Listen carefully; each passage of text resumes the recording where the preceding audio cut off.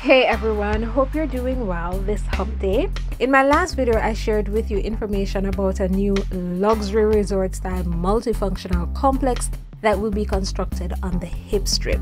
A few of you asked where the construction will take place.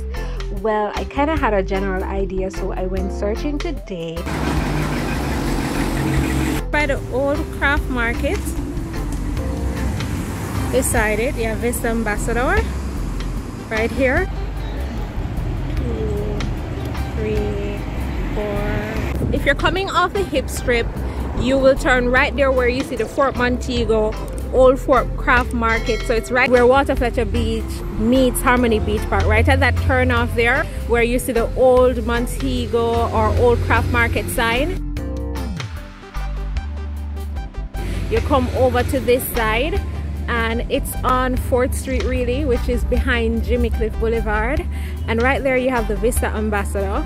I need to do some research about what that is. And you see the old craft market there, so it's up that hill, and as you can see, that's Jamaica Boulevard and Harmony Beach Park at that side.